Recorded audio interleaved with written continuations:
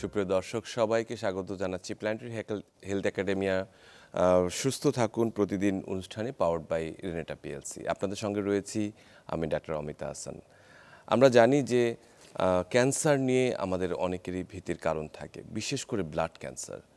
আমরা বিভিন্ন রকমের ছবি, চলচ্চিত্র, নাটক বিভিন্ন জায়গায় দেখেছি যে ব্লাড ক্যান্সারের কথা শুনলেই সবাই একেবারে আতঙ্কিত হয়ে ওঠেন এবং এটি অবধারিত একটি মৃত্যুর কথা মনে করিয়ে দেয়।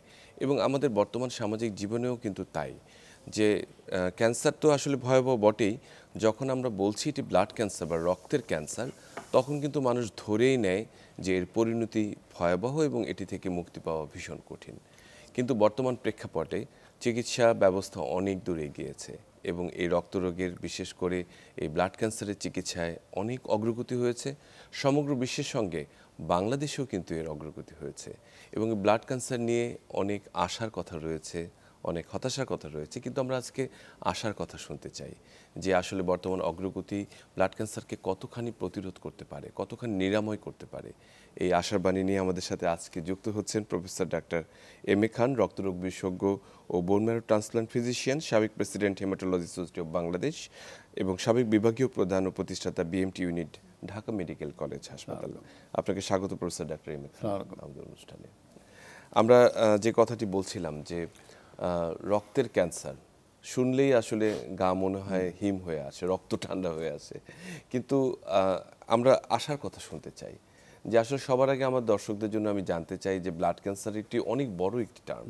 ব্লাড ক্যান্সার বলতে আসলে কোন কোন রোগগুলো এর সাথে সংযুক্ত রয়েছে এবং আসলে কি বুঝি আমরা? হ্যাঁ, ব্লাড ক্যান্সার বলতে মূলত আমরা রক্তকোষ থেকে যে ক্যান্সার হয় সেটাই বুঝি। তো এর মধ্যে মূলত আমরা ধরে নেই লিউকেমিয়া, যেটা হোয়াইট ব্লাড সেল থেকে হচ্ছে। দ্বিতীয় যেটা হচ্ছে লসিকা গ্রন্থি থেকে যেটা হয় লিম্ফোমা বলে থাকি। আরেকটা প্লাজমা সেল থেকে যেটা হয় মাল্টিপল মাইলোমা। এই তিনটা ক্যান্সারকে মূলত আমরা বোঝাই। যেমন লিউকেমিয়াকে আবার অ্যাকিউট লিউকেমিয়া, ক্রনিক লিউকেমিয়া ভাগ করা হয়। এর মধ্যে আবার সাবটাইপ রয়েছে। তো এগুলো আমরা আসলে সুনির্দিষ্টভাবে চিহ্নিত করার পরেই চিকিৎসা দিয়ে থাকি। জি, মানে এই যে একটি কথা বললেন যে লিউকেমিয়া, এটি কিন্তু সবচেয়ে বেশি ব্যাপক প্রচলিত যে এটি কি হয়েছে। এই যে ভাগগুলো বললেন যে একটি হচ্ছে যে একদম পুরো আমাদের বোন ম্যারো, যেখান থেকে রক্ত কোষগুলো তৈরি হয় সেখানকার যেটা। আরেকটা হচ্ছে যেটা আমরা লিম্ফোব্লাস্টিক বলছি, যেটা লিম্ফোসাইটের মধ্যে যে চেঞ্জটা হয়, এবং আরেকটি হচ্ছে যেটা আমাদের প্লাজমা সেলের মধ্যে হয়। তো এর মধ্যে আসলে কোন মানে অ্যাকিউট এবং ক্রনিক মানে কোন মানে ক্যান্সারগুলো একটি প্রগনোসিস বা পরিণতিটি একটু ভালো, কোনটা সবচেয়ে বেশি খারাপ মনে হয় আপনার? হ্যাঁ, এর মধ্যে কিছু রোগ আছে আমরা যদি সঠিকভাবে চিহ্নিত করতে পারি এবং ভালো হওয়ার সম্ভাবনা অনেক বেশি থাকে। এর মধ্যে আজকে যে জিনিসটা নিয়ে আমরা আলোচনা করতে চাই সেটা হলো অ্যাকিউট মাইলয়েড লিউকেমিয়া। এর মধ্যে বিশেষ একটা ধরন রয়েছে অ্যাকিউট প্রোমাইলোসাইটিক লিউকেমিয়া, যেটা সম্বন্ধে বিস্তারিত বলবো। এরপর আরেকটা ঠিক অন্য প্রান্তে আরেকটা রয়েছে ক্রনিক মাইলয়েড লিউকেমিয়া, যেটা আমাদের দেশে অনেক প্রাদুর্ভাব দেখা দেয় এবং এইটারও ভালো হওয়ার সম্ভাবনা, রোগটাকে নিয়ন্ত্রণ রাখার সম্ভাবনা অনেক বেশি রয়েছে। কিন্তু এই যে অ্যাকিউট এবং ক্রনিক যেটি বলছেন, যে অ্যাকিউটের ক্ষেত্রে এটি তো খুবই ফাস্ট প্রোগ্রেসিভ, মানে খুব দ্রুত আসলে ছড়িয়ে যায়, অনেকেই সেই জায়গাতে আসছে। কিন্তু বাচ্চাদের ক্ষেত্রে অনেক ক্ষেত্রে দেখেছি যে অ্যাকিউট লিম্ফোব্লাস্টিক লিউকেমিয়া এর প্রগনোসিস কিন্তু অনেকখানি ভালো, প্রায় 90% তার কিউর রেট চলে আসে। আমাদের অ্যাকিউট মাইলয়েড লিউকেমিয়া যেটা বা অ্যাকিউট লিম্ফোব্লাস্টিক লিউকেমিয়া যেটাই ধরি না কেন, অ্যাকিউট বলতে জিনিসটা দ্রুত আমাদের চিকিৎসায় যেতে হয়, দ্রুত রোগ নির্ণয় এবং চিকিৎসা পদ্ধতিতে যেতে হয়, নতুবা রোগটা খারাপ থেকে খারাপ হতে পারে, জীবন আশঙ্কার সম্ভাবনা রয়েছে। এর মধ্যে আমরা ভাগ করে নেই কোনটা প্রগনোসিস ভালো, কোনটা খারাপ। যেটা বলতেছি অ্যাকিউট প্রোমাইলোসাইটিক লিউকেমিয়া, এটার প্রগনোসিস অত্যন্ত ভালো। এটা কিন্তু এটার প্রথম 1 সপ্তাহ 2 সপ্তাহের মধ্যে মর্টালিটি, মৃত্যু ঝুঁকিটা অনেক বেশি। এই জন্য আমরা এটা রোগীর পিছনে ছুটি। এই রোগীটা যখন আমরা সন্দেহ করি এটা হতে পারে, তখন রোগীকেই আমরা টেলিফোন করি, রোগীকে আমরা বলি কোথায় আছেন, ওষুধ নিচ্ছেন কিনা, হাসপাতালে ভর্তি হয়েছেন কিনা। এই জিনিসগুলো আমরা নিজেরাই আমাদের নিজের উদ্যোগে করি, কারণ এখানে বোন ম্যারো ট্রান্সপ্লান্ট লাগে না। এই দুইটা রোগটা যেটা আজকে আলোচনা করব, এই দুইটা ক্যান্সারেই বোন ম্যারো ট্রান্সপ্লান্টেশনের প্রয়োজন হয় না, বিধায় এটা একটা বিরাট আশার কথা, এবং এর সব ওষুধগুলোই আমাদের দেশে রয়েছে। জি, আমরা যদি একটু শুরুতে জানতে চাই যে আসলে অন্যান্য যে রোগের কিছু কিছু সিমটম থাকে যেটি দিয়ে বোঝা যায় যে কোনো কোনো রোগে দেখা যায় একটা টিউমারের মতো সোয়েলিং থাকে, মানুষ বুঝতে পারে যে এটা কি হলো, অথবা জ্বর থাকে, অথবা অন্য কোনো সিমটম থাকে। কিন্তু এই রক্ত রোগের, বিশেষ করে এই রক্তের ক্যান্সারের প্রাথমিকভাবে কি কি সিমটম দেখে আসলে আমরা ধারণা করব যে উনি আক্রান্ত হতে পারেন, এবং কখন আসলে আমরা একজন রক্তরোগ বিশেষজ্ঞের কাছে যাব? হ্যাঁ, সাধারণত রোগীরা প্রথম 3টা জিনিস নিয়ে আসে। কারো কারো জ্বর থাকে, কারো কারো শরীরে ব্যথা থাকে, আবার এমন হয় যে তার বিভিন্ন স্থানে রক্তক্ষরণ হচ্ছে। জি। মাড়ি দিয়ে হতে পারে, শরীরের চামড়ায় হতে পারে, মেয়েদের মাসিকটা বেশি বেড়ে যেতে পারে। হ্যাঁ, এই যেমন কয়েকদিন আগে যে একজন অ্যাকিউট প্রোমাইলোসাইটিক লিউকেমিয়া, আমার কাছে একটা মধ্যবয়সী 35 বছর বয়সের একজন মানুষ, বিজনেসম্যান আসছিলেন। উনি বলছিলেন আমার প্লেটেড কমে গিয়েছে, আমার মাঝে মাঝে মাড়ি দিয়ে রক্ত আসে, তো আমি মনে হয় ডেঙ্গু হয়েছে। তো আমি ওনার সিবিসি একটা রিপোর্ট দেখলাম, ওইখানে লেখা আছে যে 18% অ্যাবনর্মাল সেল, ইমেচিওর সেল। তো আমি বললাম যে আপনার কাজ করি, আপনাকে রিপোর্টটা আবার দেন, আমি একটু কনফার্ম করি। পরের দিন সন্ধ্যা 7টার সময় যখন আমি রিপোর্টটা দেখলাম, জি। আমি নিজে ওই স্লাইডটা দেখলাম, দেখলাম যে 70% অ্যাবনর্মাল সেল, এবং এটা প্রোমাইটোসাইট। তখন আমি চেম্বারে এসেই রোগীকে টেলিফোন করলাম সন্ধ্যা 7টার সময়, বললাম যে আপনাকে এই মুহূর্তেই ভর্তি হতে হবে হাসপাতালে। একদমই। নিয়ে ওনার প্লেটের অনেক কম, বললাম যে ওনার 1 সপ্তাহের মধ্যে আমাদের যদি প্রয়োজনীয় ওষুধ না দিতে পারি, তাহলে ওনার যদি ব্রেনের মধ্যে রক্তক্ষরণ হয়, লাংসের মধ্যে রক্তক্ষরণ হয়, তাহলে এই রোগীকে আমরা বাঁচাইতে পারবো না। কিন্তু সঠিক চিকিৎসা যদি দিতে পারি, তাহলে উনি ভালো হওয়ার সম্ভাবনা 95%। এই সাধারণ আমাদের যে দেশে যে ওষুধ রয়েছে সেটা দিই। সেটাই। আমরা একেবারে যদি একটু জানতে চাই যে রক্তের যে সেলগুলো রয়েছে, বিশেষ করে আমরা জানি যে আমাদের রক্ত জমাট বাঁধায় প্ল্যাটিলেট, আমাদের যে ইমিউনো সিস্টেমে কাজ করে ডাব্লিউবিসি বা হোয়াইট ব্লাড সেল, এর মধ্যেই অনেকগুলো ভাগ রয়েছে যেগুলো আমরা কথা বলছিলাম, এবং আরেকটি রয়েছে যেগুলো আমাদের রেড ব্লাড সেল, যেটা আমাদের হিমোগ্লোবিন কন্টেন করে।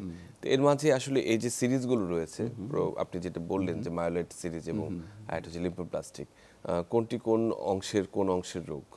হ্যাঁ, আসলে কম বেশি সবগুলাই ইমিউন সিস্টেমকে এফেক্ট করে, তবে ভিন্নভাবে। যেমন আমাদের শরীরের পুলিশ হিসাবে কাজ করে ডাব্লিউবিসি, নিউট্রোফিল, হোয়াইট সেল। তো যখন একটা জীবাণু শরীরে ঢুকে, তখনই তারা আক্রমণ করে বসে ওটাকে, এবং ওখানে হোয়াইট ব্লাড সেলের লিম্ফোসাইটগুলো অ্যান্টিবডি তৈরি করে। তখন এই হোয়াইট সেলের যখন ক্যান্সার হবে, তখন এই ইমিউনিটিটা এদিক থেকে কমে যাবে। আবার প্লাজমা সেলের কথা বলেছিলাম যে জি। প্লাজমা সেল অ্যান্টিবডি তৈরি করে মূলত। যাদের মাল্টিপল মাইলোমা হয়েছে, তাদের ইমিউনিটি অনেক কমে যায়, তাদের চট করে নিউমোনিয়া হবে, চট করে সোর থ্রোট হয়ে যাবে। তো এইসব ইমিউনিটিটা সরাসরি কোনো না কোনোভাবে যুক্ত ব্লাড ক্যান্সারের সাথে। জি, আমাদের যে কথাটা বলছিলাম যে আসলে আপনি আজকে যেটি হাইলাইট করতে চাচ্ছিলেন যে অ্যাকিউট মাইলয়েড লিউকেমিয়া এবং ক্রনিক মাইলয়েড লিউকেমিয়া নিয়ে আমাদের সাথে এই যারা আপনি চিকিৎসা করেছেন, অনেক দর্শকও আমাদের মানে যারা রোগী হিসেবে যারা আসলে এখন খুব ভালো অবস্থায় আছে, রিমিশনে আছে, এর মাঝে একজন আমাদের সঙ্গে সরাসরি যুক্ত আছেন, Anwarul Islam Sikdar, retired additional secretary. আমরা ওনার কাছ থেকে একটু ওনার অভিজ্ঞতার কথাটা শুনতে চাই, উনি কীভাবে আক্রান্ত ছিলেন। জি, আসসালামু আলাইকুম আনোয়ারুল ইসলাম শিকদার, আপনি আমাদের সঙ্গে যুক্ত হয়েছেন, অসংখ্য ধন্যবাদ। আমরা একটু আপনার কাছে জানতে চাই যে আসলে আপনার এই যে অ্যাকিউট মাইলয়েড লিউকেমিয়া আপনি আক্রান্ত হলেন, এটা আসলে কিভাবে, আসলে শুরুটা কিভাবে হলো, কিভাবে বুঝলেন, এবং পরবর্তী যে চিকিৎসায় আপনি ভালো আছেন সেটি সম্পর্কে একটু সংক্ষেপে জানতে চাই, কিভাবে আসলে বাংলাদেশে সেটি সম্ভব হলো। জি, আসসালামু আলাইকুম। আপনাকে এবং চ্যানেল 24-কে আমি ধন্যবাদ জানাচ্ছি আমাকে বলার সুযোগ দেওয়ার জন্য। আমি আনোয়ারুল ইসলাম শিকদার, আমি সাবেক সচিব। তো আমি যখন 2023-এ আমি ওমরায় গিয়েছিলাম, সেখান থেকে অসুস্থ হয়ে দেশে আসার পরে আমার মানে ইউরিনের সাথে ইউরিনটা একটু রেডিশ কালার ছিল। তখন আমি একটু ইউরিন টেস্ট করি। আসলে আমার একটু জ্বরও ছিল, একটু ডায়রিয়ার মতো ছিল সৌদি আরবে। তো যাই হোক, আমি দেশে এসে খুব ক্লান্ত ছিলাম। আমি আমি ইউরিন এবং অন্যান্য টেস্টগুলো করি। তাতে আমি প্রথমে নিজেই আমি আসলে ইউরোলজিস্টের কাছে যাই। আচ্ছা। তো এক পর্যায়ে ইউরোলজিস্ট আমার ব্লাডের রিপোর্টগুলো দেখে, সিবিসি বিশেষ করে দেখে উনি আমাকে বললেন যে আপনি ইমিডিয়েটলি একজন হেমাটোলজিস্টের কাছে যান। জি তখন সেটি ছিল রমজান মাস এবং তখন ছিল বিকেল প্রায় 5:30 6টা। এটা ছিল 16ই এপ্রিল। জি তো যাই হোক, আমি তখন কোনো ডাক্তার পাচ্ছিলাম না। আমি তখন ইউরোলজিস্ট যিনি আমার ডক্টর ছিলেন, প্রফেসর জাহাঙ্গীর কবির, আমি ওনাকে বললাম যে এখন আমি তো এই মুহূর্তে রমজান মাস, আমি কোনো ডাক্তার পাবো না, আমি জানি না, আমার পরিচিত নেই, আপনি একটু কাইন্ডলি আমাকে রেফার করেন। তখন উনি আমাকে রেফার করলেন ল্যাবএইডের প্রফেসর ডক্টর এম এ খান সাহেবকে। জি তো উনি তখন চেম্বারে ছিলেন না, কারণ তখন সন্ধ্যায় ইফতারের জাস্ট ইমিডিয়েট পরে। তখন আমার ছেলে ডক্টর, সে জুনিয়র, একেবারেই নতুন পাশ করে বেরিয়েছে, সে বলল যে বাবা তুমি ল্যাবএইডে ভর্তি হয়ে যাও, কারণ তোমার যে সিরিয়াস অবস্থা, তোমার ব্লাডের যে কন্ডিশন বা যে কাউন্টিং তোমার, আর মানে বিশেষ করে প্লাটিলেটস খুবই কম ছিল। তো বললো আমাকে যে বাবা তুমি ভর্তি হয়ে যাও। কিন্তু ল্যাবএইডে গেলাম, ল্যাবএইড বললো যে না, তার আগে বেটার আমরা ডাক্তার স্যারের সাথে কথা বলে নিই, ল্যাবএইডের ইমার্জেন্সি।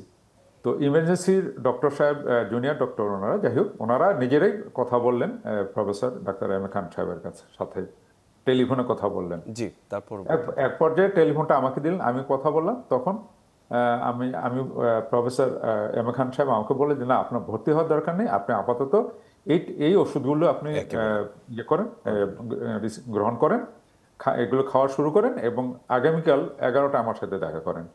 তো পরদিন 11টা ওনার সাথে দেখা করলাম। উনি তখন আমাকে বিএমএস টেস্ট দিলেন, সেগুলো করলাম, যাই হোক, অনেক ইয়ে। কিন্তু এই টেস্টে আমার যেটা ওনারা বলেন এপিএল বা আমরা বলি ব্লাড ক্যান্সার, সে ব্লাড ক্যান্সার ধরা পড়লো। জি ধরা পড়ার পরে আমার ফ্যামিলি এবং আমি সবাই খুব বিমর্ষ ছিলাম, খুবই আমরা, কারণ আমার ইতিমধ্যে 2004 সালে আরেকবার ক্যান্সার হয়েছিল, অন্যত্র হয়েছিল, অন্য অন্য অংশে, যাই হোক। তো আমরা খুবই মানে বিমর্ষ হয়ে গেলাম, কান্নাকাটি শুরু হয়ে গেল। পরে এম এ খান সাহেব আমাদেরকে আশ্বস্ত করলেন যে আপনাদের রিপোর্টটা পাওয়ার পরে যে যেই ধরনের ক্যান্সার, এটা প্রথম 1 সপ্তাহ একটু ঝুঁকি থাকে, তো যদি তাও সেটা 90% ক্ষেত্রে সেটা ভালো হয়ে যায়, 10% পেশেন্টের ঝুঁকি থাকে। সো আপনারা অত ঘাবড়াবেন না, আপনারা আল্লাহ তাআলার উপর ভরসা রাখুন, আমরা চেষ্টা করি। তারপর উনি ট্রিটমেন্ট শুরু করলেন এবং ঠিকই প্রথম 1 সপ্তাহ বা আরো 10-12 দিন আমি হসপিটালে ভর্তি হলাম। ভর্তি হওয়ার পরে আমার অবস্থা আসলে খুব খারাপ ছিল, কিন্তু এম এ খান সাহেব আমাদেরকে বারবারই আশ্বস্ত করলেন যে আপনারা ভয় পাবেন না, এটা ইনশাল্লাহ আল্লাহর রহমতে ঠিক হয়ে যাবে, আমরা আশা করি, আমরা চেষ্টা করছি। তো যাই হোক, পরে উনি আমাদেরকে বিভিন্ন ইঞ্জেকশন দিলেন, এটিউ ইঞ্জেকশন দিলেন, তারপরে ভ্যাসানোয়েট একটা ট্যাবলেট দিলেন, আরো অনেক অনেক ট্রিটমেন্ট করলেন। তো আমার একটু প্রথম দিকে রিয়েকশন হয়েছিল, বাট যাই হোক, উনি এই ডোজটা কমিয়ে দিলেন, বন্ধ রাখলেন কয়েকদিন, 4-5 দিন পর আবার লো ডোজ দিয়ে শুরু করলেন। জি তারপরে আল্লাহর রহমতে এবং এম এ খান সাহেবের মানে মানে কৃপা, মানে ওনার ওষুধটা কবে থেকে বন্ধ আছে? ওষুধ বন্ধ করেছেন কবে থেকে এখন? আমি মানে বেসানোয়েটটা বন্ধ করেছি, এটা তো অনেক ওনাদের এই প্রটোকল আছে। প্রথম কয়েক মাস, প্রায় 5-6 মাস কন্টিনিউয়াস খেয়েছি। পরে ওনারা ওই প্রতি মাসে 15 দিন করে বেসানোয়েট দিয়েছেন, আর 15 দিন ওই এটিউ দিয়েছেন, এভাবে একটা প্রটোকল আছে, ডিফারেন্ট টাইপ, খুব জটিল প্রটোকল। এটা জটিল বলতে খুব সিস্টেম মেনটেন করতে হয়, টাইম টেবিল মেনটেন করতে হয়, ওই ধরনের একটা প্রটোকল। তো এটা করার পরে প্রায় 10 মাস বা 11 মাস, 10-11 মাস পরে উনি আমাকে আবার বোন ম্যারো টেস্ট দিলেন। তো বোন ম্যারো টেস্ট করার পরে দেখা গেল যে এটা রিমিশন হচ্ছে, হ্যাঁ, অনেকটা ভালো রিমিশন হচ্ছে, ভালো, আল্লাহর মতে ভালো হচ্ছে। এখন আপনি তারপরে বর্তমানে তো কোনো ওষুধ খাচ্ছেন না এই মুহূর্তে? আর না, বর্তমানে আমি ওই ক্যান্সারের কোনো ওষুধ খাচ্ছি না। উনি আমাকে, ওই এম এ খান সাহেব আমাকে 2-3 মাস পরে পরে কিছু টেস্ট করতে বলেছেন ফলো আপের জন্য, আর 6 মাস পরে পরে ওই মানে একটা, এটা বলে ওনারা আরে একটা টেস্ট আছে, এই টেস্টটা আমাকে করতে বলেছেন, আমি সেটা করছি। আলহামদুলিল্লাহ, আল্লাহর কাছে শুকরিয়া, আমি ভালো আছি। এবং এম এ খান সাহেব আমাকে আরেকটি কথা আমি এখানে বলি, যেটা হয়তো উনি লাইনে আছেন সেই জন্য সামনাসামনি বলা হয়ে যায়, উনি একটা কথা বলেছেন তখন যে প্রথম 7 দিন আমরাই পেশেন্টের সাথে যোগাযোগ করি, দ্যাট ইজ ভেরি ইম্পর্টেন্ট। যেভাবে উনি আমাকে সাপোর্টটা দিয়েছেন, উনি নিজে ফোন করে করে আমাকে সাপোর্ট দিয়েছেন, উনি আমাকে রেজাল্ট জানিয়েছেন। যখন বোনমেরুর টেস্টের রেজাল্টটা উনি পেলেন, উনি আগে পেয়েছেন যেভাবে হোক, উনি আমাকে বলেছেন যে আপনার টেস্ট রেজাল্ট রিপোর্টটা আমি পেয়ে গেছি, আপনি কালেকশন করেন, আপনি ইমিডিয়েট এটা সেটা করেন। মানে উনি নিজে উদ্যোগী হয়ে জি আমাকে উনি অনেক পরামর্শ দিয়েছেন। That is different. আমি মনে করি যে হয়তো এটা সবাই করেন কিনা আমি জানি না, বাট ওনার কাছ থেকে আমি পেয়েছি। জি আমি অসংখ্য আন্তরিকভাবে ওনার কাছে কৃতজ্ঞতা প্রকাশ করি। অসংখ্য ধন্যবাদ আনোয়ার ইসলাম শিকদার আপনার এই অভিজ্ঞতা আমাদের সঙ্গে শেয়ার করার জন্য। নিশ্চয়ই আপনি ভালো থাকবেন এবং নিয়মিত ফলো আপে থাকবেন, আশা করছি আপনি ভালো থাকবেন। প্রফেসর এম এ খান, আমি একটু জানতে চাই যে আপনার এই আনোয়ার ইসলাম শিকদার যে কথাগুলো বললেন যে এই যে প্রথম 7 দিন বিশেষ করে এমএল এর ক্ষেত্রে ভীষণ গুরুত্বপূর্ণ এবং এই মানে নিজে থেকে উদ্যোগী হয়ে এই যে তাদের খবর নেওয়া বা এই জিনিসটা গুরুত্বটা আসলে কোথায়? এখানে প্রথমে বলেছে যে এইটাতে প্রথম 1 সপ্তাহ বা 2 সপ্তাহ মৃত্যু ঝুঁকি থাকে, মানে ব্লিডিং হওয়ার সম্ভাবনা থাকে বিভিন্ন অঙ্গে। ইন্টারনাল ব্লিডিং খুব মারাত্মক, বাইরে ব্লিডিং কন্ট্রোল করা যায় কিন্তু ইন্টারনাল ব্লিডিং অনেক সময় কন্ট্রোল করা যায় না।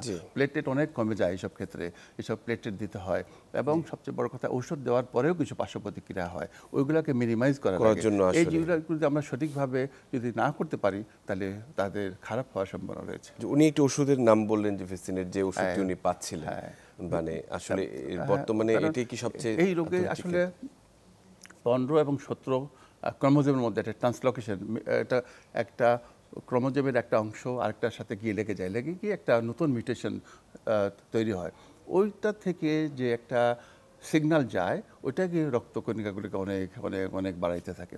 তো ওইটাকে ব্লক করার জন্য আমি একটু আগে বলছি টার্গেটেড থেরাপি, ওই যে পিএমএল রারা বলে একটা জিন তৈরি হয়, নতুন ফিউশন জিন তৈরি হয়, ওইটাকে ব্লক করার জন্য অল ট্রান্স রেটিনোইক অ্যাসিড নামে, অ্যাট্রা বলি আমরা, অরিজিনাল নাম ভেসানয়েড নামে, কোম্পানির নাম ভেসানয়েড। এই ড্রাগটা মেইন ড্রাগ, এর সাথে আমরা আরেকটা ড্রাগ যুক্ত করি, এটা হলো আর্সেনিক ট্রাইঅক্সাইড। এই ওষুধ কিন্তু বাংলাদেশে রয়েছে। আমি সেটাই জানতে চাচ্ছি যে এই ওষুধগুলো একটা সময় ছিল যখন ক্যান্সারের ওষুধগুলো আসলে এত সহজলভ্য ছিল না, বা মানুষের অনেক সময় সীমার বাইরে, অনেক সময় বাইরে যাওয়ার প্রবণতাটি কিন্তু অনেক বেড়ে যেত, যে ব্লাড ক্যান্সার শুনলেই যে তার আস্থা রাখতে পারতেন না। কিন্তু আমরা আমাদের দর্শকদের মুখে এবং এই মুহূর্তে 4টা রোগী এই অ্যাকিউট প্রোমাইলোসাইটের লিউকেমিয়ার চিকিৎসা আছে এবং তারা একেবারে টাইমলি আমি ওষুধ শুরু করতে পেরেছি বলে আমি নিজেকে ধন্য মনে করি, কারণ তাদের জীবনটা আমি রক্ষা করতে পেরেছি। আমরা এই প্রসঙ্গে আসি যে আসলে ট্রিটমেন্টের পর্যায়গুলো তো আমরা অবশ্যই জানবো, যে আরও কিছু আধুনিক যে চিকিৎসা ব্যবস্থা যুক্ত হয়েছে, সব কিছু যুক্ত হয়েছে। তার সাথে আমরা একটু জানতে চাই, আমাদের সঙ্গে তাহসিন হোসেন সিয়াম, আমাদের সঙ্গে আরেকজন দর্শক বলবো যে আপনার রোগী যুক্ত আছেন, যে এখন ভালো আছেন, ইয়াং, উনি একজন স্টুডেন্ট সম্ভবত। সিয়াম, আমাকে কি শুনতে পাচ্ছেন আপনি? জি, আসসালামু আলাইকুম। ওয়ালাইকুম আসসালাম। আচ্ছা, তো অসংখ্য ধন্যবাদ আমাদের সঙ্গে যুক্ত হওয়ার জন্য। আপনি খুব সংক্ষেপে আসলে খুব সংক্ষেপে আপনার কি হয়েছিল এবং কিভাবে, আপনি ক্যামেরাটাকে একটু স্থির করেন। হ্যাঁ ঠিক আছে, এখন স্থির করেন একটু। আচ্ছা, আমরা একটু আবার আমাদের আগে দর্শকে চলেছে, উনি একটু স্থির করুক, তার মধ্যে আমরা একটু শুনে নেই যে এই ব্লাড ক্যান্সারের যে আধুনিক যে চিকিৎসাগুলো রয়েছে সেটি আসলে কতখানি আমরা ধরতে পেরেছি, মানে আমাদের প্রেক্ষাপটে আমরা কতখানি সেটাকে দর্শক বা রোগীদের জন্য দিতে পারছি। আসলে গ্লোবালাইজেশনের যুগ, একটা দেশ একটা নতুন যখন চিকিৎসা বাইর হয় তখন ডাক্তারদের কাছে ইনফরমেশন চলে আসে। আমরাও চেষ্টা করি ওষুধগুলো সংগ্রহ করা যায় কিনা, দেশে তৈরি করা যায় কিনা, ইভেন আশেপাশের দেশগুলোতে তৈরি হচ্ছে কিনা। আমরা সবসময় প্রায়োরিটি দেই রোগীকে কীভাবে সুস্থ করা যায়। যেমন আধুনিক চিকিৎসার মধ্যে আমরা জানি যে আজকাল ইমিউনোথেরাপি খুব অ্যাডভান্স চিকিৎসা চলে আসছে। এগুলোর রিলাপস ক্ষেত্রে কোনো ক্ষেত্রে ফার্স্ট লাইনেও চলে আসছে। সেকেন্ড হচ্ছে এটাকে টার্গেটেড থেরাপি, যেমন আমরা এখানে টার্গেটেড থেরাপি ব্যবহার করছি, একটু আগে পরে বলবো সিএমএল সম্পর্কে, ওখানে আমরা টার্গেটেড থেরাপি ব্যবহার করছি। এবং ট্রান্সপ্লান্ট তো আমাদের দেশে রয়েছে, এবং ইদানিং আরেকটা নতুন অ্যাডভান্স আসছে যে কার্টিসেল থেরাপি, এবং এটা আমরা সরকারের কাছে আবেদন জানাচ্ছি, আমরা নিজেরাও নিজেকে প্রস্তুত করছি, নিজেদের খরচে আমরা বিদেশে গিয়ে ট্রেনিং করতে আগ্রহী। এই সুযোগগুলো আমরা আধুনিক চিকিৎসাটা দেশে নিয়ে আসতে চাই। কমপক্ষে কিছু মানুষ তো বিত্তশীল মানুষরাও তো কিছু এই চিকিৎসাটা অন্ততপক্ষে, নিতে পারবে বিদেশে না গিয়ে। যে চিকিৎসাটি তারা বাইরে যেয়ে নিতেন সেখান থেকে তারা দেশে যাতে নিতে পারেন। এবং এই ক্ষেত্রে একটু উল্লেখযোগ্য অগ্রগতির কথা আপনার সময় আমি বলবো যে বিশেষ করে bone marrow transplant unit Dhaka medical কলেজে যে প্রতিষ্ঠার ক্ষেত্রে আপনার একটি গুরুত্বপূর্ণ ভূমিকা রয়েছে। তো সেই বোন ম্যারো ট্রান্সপ্ল্যান্টের বিশেষ করে সরকারি ব্যবস্থাপনায় সেটি কারণ আমরা জানি বোন ম্যারো ট্রান্সপ্ল্যান্ট একটি খুবই ব্যয়সাধ্য একটি জি জি জি চিকিৎসা। 14 সালে আমরা শুরু করেছিলাম এবং তখন যে প্রথম ট্রান্সপ্লান্ট করেছিলাম সেই রোগীও এখন পর্যন্ত জীবিত আছে, ভালো আছে, মাল্টিপল মাইলোমার একটা পেশেন্ট। তবে এখানে ট্রান্সপ্লান্ট শুরু করার পরে যদিও সাময়িকভাবে এখন বন্ধ রয়েছে, কিন্তু এটাতে আমি হতাশ না। কারণ হলো এখানে শুরু করার পরে দেশে একটা টেকনোলজি আসছে এবং আরও 3-4টা ট্রান্সপ্লান্ট সেন্টার প্রাইভেট স্থাপিত গড়ে হয়েছে। উঠেছে। এই যে জিনিসটা প্রথম আনতে আমাকে খুব কষ্ট হয়েছে, কারণ ওষুধ ছিল না, সুযোগ ছিল না, টাকা ছিল না। তো সরকার এসেছেন, সহযোগিতা করেছেন এবং ইদানিং যে বন্ধ রয়েছে আমি আবার রেনোভেশন করার জন্য, এবং রেনোভেশনের কাজ চলছে। উপদেষ্টা মহোদয়ের সাথে আমি দেখা করেছি, বলেছি এটা দরকার, সরকারিভাবে একটা থাকা দরকার। গরিব নিম্ন আয়ের মানুষের কোথায় যাবে? তো অতএব ওনারা এটা দৃষ্টি দিয়েছেন। আমার মনে হয় 2-1 মাসের মধ্যে এটা আবার পুনরায় শুরু হবে, পুনরায় চালু হবে। এবং সত্যিকার অর্থে এবং আমি বলেছি আমার দিক থেকে যদি কোনো সহযোগিতা লাগে আমি এটা সুপারভাইজ করতে রাজি আছি। আমি বিনা টাকা পয়সায় আমি এটাতে শ্রম দিতে রাজি আছি। না, সেটি তো খুবই খুবই আসলে আনন্দের কথা। এবং আমাদের মতো একটি দেশে ট্রান্সপ্লান্টের মতো একটি ইউনিট সরকারি পর্যায়ে থাকাটা ভীষণভাবে জরুরি। সেটি আসলে অন্যদেরকে উদ্বুদ্ধ করবে এবং বেসরকারি পর্যায়ে আসলে অনেকেরই সেই সীমার মধ্যে থাকে না।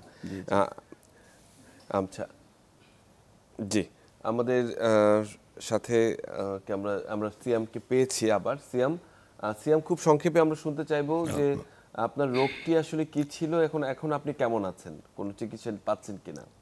আসসালামু আলাইকুম। ওয়ালাইকুম সালাম। আমার 1-1.5 মাস আগে আরো আমার মাড়ি থেকে রক্তক্ষরণ হওয়া শুরু হয়। তো আমি ডেন্টালস এর কাছে যাই, যেহেতু মাড়ি থেকে রক্তক্ষরণ হচ্ছে।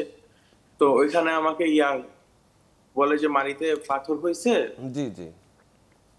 স্কেলিং করাইতে। স্কেলিং করানোর পর আর রক্ত বন্ধ হচ্ছিল না। সিবিসি করলাম, দেখা গেছে যে প্লাটলেট অনেক কমে গেছে, প্রায় 20,000-এর মতো শরীরে প্লাটলেট আছে। ওই ইমার্জেন্সি হসপিটালে ভর্তি করা হয়েছে, মনে করছিল ডেঙ্গু হয়েছে। 2-3 দিন হসপিটালে থাকার পরে রক্ত প্লাজমা দেওয়ার পরেও যখন আপ হয় নাই, তখন আমার যে ডাক্তার উনি আমাকে বললো যে হিমাটোলজিস্ট দেখান। আমি একটা হিমাটোলজিস্ট দেখাইছি। তো উনি আমাকে বলছে যে পিজিতে ভর্তি হওয়ার কথা। আমি পিজিতে ফার্স্টে ভর্তি হয়েছি, ইমার্জেন্সি আমাদের এলাকার একটা হসপিটালে দেখানোর পরে পিজিতে সাথে সাথে ভর্তি হয়েছি। পিজিতে ভর্তি হওয়ার পর অনেক টেস্ট করানো হয়েছে, করানোর পরে বোন মেরো করানো হয়েছে, করানোর পরে ওনারা আমাকে বলছে যে আমার AML হয়েছে। জি। তো আমি পরে আর কি কেমো দেওয়া শুরু করে দিবে। তখন আমি আবার পিজি থেকে বের হয়ে জোর করে আমি ছুটি নিয়ে MA খান স্যারের কাছে দেখাইছি। উনি দেখে বলছে তো এটা AML না, এটা APL, লো রিস্ক APL, এটার জন্য কেমো লাগেও না। উনি আমাকে বেসোনাইট দিছে আর এটিও দিছে। আলহামদুলিল্লাহ যে আমার 1 মাস আজকে হলে 1 মাস হবে যে এটিও চলতেছে আর বেসোনাইটও চলতেছে। এখন অনেক ভালো আছি। জি, অসংখ্য ধন্যবাদ সিয়াম। আমরা আপনার সংক্ষিপ্তভাবে রোগের কথাটি শুনলাম। আমরা ওর সম্পর্কে, ওর রোগ সম্পর্কে আরও একটু বিস্তারিত জানবো, তবে তার আগে একটা ছোট্ট বিরতি নিতে চাই। সুপ্রিয় দর্শক, আমরা সুস্থ থাকুন প্রতিদিন অনুষ্ঠানে একটা ছোট্ট বিরতি নেব, সঙ্গেই থাকুন, ফিরে আসছি একটু পর।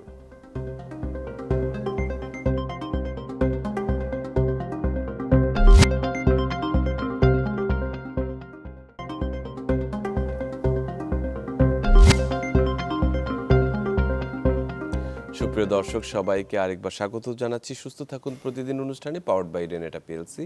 আপনাদের সঙ্গে রয়েছি আমি ডাক্তার অমিত হাসান। আজকে আমরা কথা বলছিলাম খুবই গুরুত্বপূর্ণ একটি বিষয় নিয়ে, সেটি হচ্ছে রক্তের ক্যান্সার, এবং এটা নিয়ে আশার কিছু বাণী আমরা শুনতে পেয়েছি আমাদের আজকের অতিথি প্রফেসর ডক্টর MA খানের কাছ থেকে। আপনাকে আরেকবার স্বাগত ডক্টর খান। আমরা যে কথাটি বলছিলাম, এর আগে আমাদের সাথে একজন দর্শক আপনার পেশেন্ট যুক্ত ছিলেন, সিয়াম। সে আমাদেরকে বলেছে যে তার যে প্রাথমিক যে ডায়াগনোসিস ছিল এবং সেখান থেকে যে ট্রিটমেন্ট প্ল্যানটি করা হচ্ছিল, সেটি থেকে বেরিয়ে এসে আরো খুব প্রিসাইসলি বা আরো টার্গেটেড কিছু থেরাপি আপনারা দিয়েছেন, বেশ করে আপনার কথা উল্লেখ করলেন। তো এই রোগ নির্ণয়ের এই জায়গাগুলো, স্টেজগুলো কতখানি গুরুত্বপূর্ণ? হ্যাঁ, খুবই গুরুত্বপূর্ণ। এবং এখানে সবচেয়ে গুরুত্বপূর্ণ মনে করি যে প্রাথমিক যে আমরা কমপ্লিট ব্লাড কাউন্ট করি, সিবিসি করি বা পিবিএফ করি, ওইখানে মরফোলজি দেখে আমরা গেস করে ফেলি, ধারণা করি হয়তো বা এটা অ্যাকিউট প্রোমাইলোসাইটিক লিউকেমিয়া হইতে পারে অথবা সাধারণ এমএল হইতে পারে।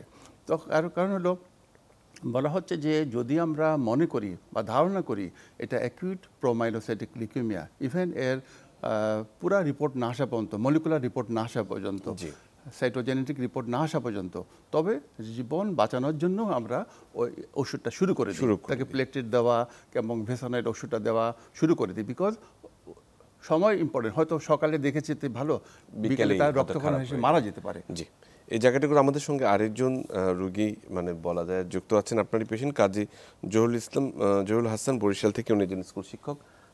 আমাকে কি শুনতে পাচ্ছেন কাজী জহুরুল হাসান? আপনি কি শুনতে পাচ্ছেন আমাকে? আচ্ছা আচ্ছা, জি, আসসালামু আলাইকুম।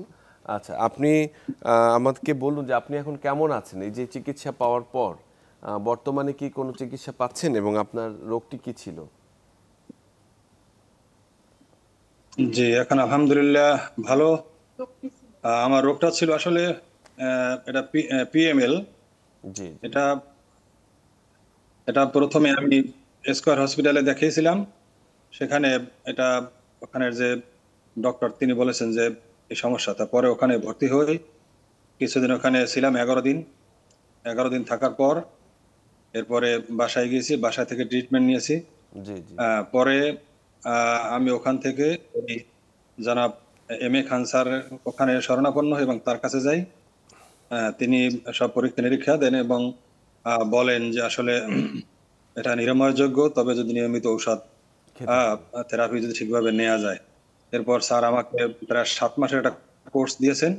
এই 7 মাসের কোর্সে 6 মাস শেষ, আর সামনে 1 মাস আছে। এখন আলহামদুলিল্লাহ আবার টেস্ট দিয়েছে স্যার এই 15 দিন আগে, সে আবার নেগেটিভ উঠছে। এখন আলহামদুলিল্লাহ বলছে ক্যান্সারের জার্ম নেই এবং আপনি সুস্থ।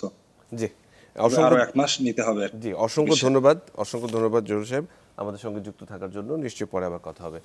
স্যার, যে কথা বলছিলাম যে আপনার আরেকজন পেশেন্ট আমাদেরকে যে স্টেটমেন্ট দিলেন যে এই 6-7 মাসের যে কোর্সটি দিয়েছেন, যে ওষুধগুলো দিয়েছেন, আমার প্রশ্ন হচ্ছে যে এই যে ওষুধগুলো আপনারা এখন প্রেসক্রাইব করছেন বা দিচ্ছেন, সেই ওষুধের অ্যাভেলেবিলিটি এখন কেমন বাংলাদেশে? মানে একটা সময় ছিল যখন ক্যান্সারের যে মানে স্পেসিফিক ওষুধগুলো অনেক সময় ঠিকভাবে পাওয়া যেত না, সহজলভ্য ছিল না।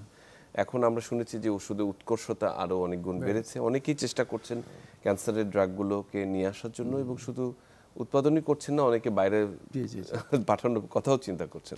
আপনাদের অভিজ্ঞতাটা একটু। হ্যাঁ, আমাদের অভিজ্ঞতা যে একসময় আমরা নির্ভর করা লাগতো ওষুধ, বিশেষ করে ক্যান্সার রোগীদের চিকিৎসার জন্য ওষুধের জন্য আশেপাশের দেশগুলোর উপরে। কিন্তু এখন ইদানিং আমাদের দেশে কমপক্ষে 8-10টা কোম্পানি এবং ক্যান্সার রিলেটেড ওষুধ তৈরি করছে এবং এটা 80% দেশে তৈরি হচ্ছে। এবং এমনকি আসার কথা যে আমি একটু আগে খোঁজ নিয়ে জানলাম যে রেনাটা সহ আরও কয়েকটি বড়দের কোম্পানিগুলা প্রায় 40 থেকে 50টা দেশে তারা রপ্তানি করতেছে। এটা বিরাট আশার ব্যাপার। তাহলে আমাদের দেশে যে ওষুধ তৈরি হচ্ছে সেটা নিশ্চয়ই মানসম্পন্ন, কারণ এইসব ওষুধ দিয়েই তো আমরা রোগী ভালো করতেছি। অতএব আমরা এইসব রোগীর প্রতি এইসব ওষুধের প্রতি নির্ভরশীল হব। আর সবচেয়ে বড় কথা যে এখন তো কিছু ইমিউনোথেরাপি চলে আসছে এবং এই ইমিউনোথেরাপিও বাংলাদেশে তৈরি হচ্ছে, টার্গেটেড থেরাপি সেটাও বাংলাদেশে তৈরি হচ্ছে। অতএব নিশ্চয়ই আমরা সামনে যেসব ওষুধ নাই সেগুলো আমরা নিয়ে আসবো। এবং একটি কথা হচ্ছে যে আসলে যে কোনো ধরনের ক্যান্সার চিকিৎসা ব্যয়বহুল। অনেকে হয়তো তাদের ভিটে বাড়ি বিক্রি করে হয়তো ঢাকায় চিকিৎসা, যেহেতু এখনও ক্যান্সার চিকিৎসা কিন্তু আমরা ডিসেন্ট্রালাইজ করতে পারিনি, এটা এখনও আসলে শহর কেন্দ্রিক বা ঢাকা কেন্দ্রিক চিকিৎসা। কিন্তু রক্তর যে ক্যান্সার রয়েছে সে চিকিৎসার আসার কথা আপনি শুনিয়েছেন যে কিছু ওষুধ যেগুলো আমাদের দেশে উৎপাদিত হচ্ছে তা দিয়ে চিকিৎসা সম্ভব। সব ক্ষেত্রে কিন্তু অত বোন ম্যারো ট্রান্সপ্ল্যান্ট অথবা আরও বেশি কিছু করার প্রয়োজন নাও হতে পারে যদি প্রাথমিকভাবে ধরা পড়ে। তো আমার প্রশ্ন হচ্ছে যে এই চিকিৎসা ব্যয়টি আসলে কিভাবে রোগীরা মানে জন্য সহজ করা যায় এবং এটাকে বিকেন্দ্রীকরণ করা যায় এই চিকিৎসা? প্রথমত হলো যে আমাদের হেমাটোলজি সব ডিস্ট্রিক্টে নাই, কিন্তু বিভাগীয় হাসপাতালে, বড় হাসপাতালগুলোতে হেমাটোলজি বিভাগ রয়েছে। 10টি মেডিকেল কলেজগুলোতে হাসপাতাল রয়েছে। সব রোগীদের এম এ খানের কাছে আসার প্রয়োজন নাই। তারা যদি ওইসব হাসপাতালে যান এবং ওইখানে হেমাটোলজি যারা রয়েছে তাদেরকে দেখান, তারাই হয়তো চিকিৎসা দিবে, তাদের খরচ কমে আসবে। আর এই যে এপিএল অ্যাকিউট প্রোমাইলোসাইটিক লিউকেমিয়া বললাম, এতে হাসপাতালে বেশি ভর্তির প্রয়োজন নেই। প্রথম 10-12 দিন হাসপাতালে ভর্তি থাকতে হয়, পরবর্তী সময় তাকে চিকিৎসা বাসা থেকে নিতে হয় এবং এসে দেখা করলে হয়। পরবর্তীতে একটা চিকিৎসার কথা বলবো যে ক্রনিক মাইলয়েড লিউকেমিয়া, এটা তো ডায়াবেটিস বা ব্লাড প্রেশারের মতোই একটা রোগ, এবং এটা ওটার মতোই নিয়ন্ত্রণে থাকবে, ওইটার মতো ওষুধ খাওয়া যায়। এবং দেখা গেছে আজকাল একটা পদ্ধতি বাইর হয়েছে, যদি কন্টিনিউয়াস 2 বছর এটা নেগেটিভ থাকে রোগটা, মলিকুলার ভাবে যেটা বলি আমরা BCR-ABL, তাহলে এইসব ঔষধ বন্ধ করে দিই, আমরা বন্ধ করে ফলো আপে রাখি। এই যে ট্রিটমেন্ট ফ্রি রেমিশন কথাটা এটা আসছে, এবং এটাতে প্রায় দেখা যায় 40 থেকে 50% রোগী কমপ্লিটলি ওষুধ লাগতেছে না আজকাল ক্রনিক মাইলয়েড লিউকেমিয়াতে। এবং ক্রনিক মাইলয়েড লিউকেমিয়ার একবারে সেকেন্ড জেনারেশন ওষুধ আমাদের দেশে এসে হচ্ছে, এবং রেনেটা যেসব ওষুধ নিয়ে আসছে, নিলোটিনিব, এই নিলোটিনিবের সুবিধা হচ্ছে এটাতে, যেখানে আমরা যে জিনিসটা চিন্তা করি যে মলিকুলার যে টেস্ট করে আমরা নেগেটিভ আশা করি 1.5 থেকে 2 বছরের মধ্যে, ওই নিলোটিনিব যদি আমরা ব্যবহার করি তাহলে এটা 1 বছরের মধ্যে এটা নেগেটিভ হয়ে যায়। জি, খুবই আসলে দারুণ আসলে আশার কথা শুনলেন। বিশেষ করে আমরা যে ওষুধগুলোর কথা আপনি বললেন সেটি আসলে আমাদের কাছে হচ্ছে, এবং একই সঙ্গে আমরা এটাও বিশ্বাস করি যে যে ইনভেস্টিগেশন যেগুলো কথা বললেন যে মলিকুলার ল্যাব, সেটি নিশ্চয়ই বাংলাদেশে আরও উন্নততর হবে, যে যার জন্য নির্ভরশীলতা বাইরে কিছু পাঠাতে হয় সেটির প্রতিস্থাপন বাংলাদেশে হবে।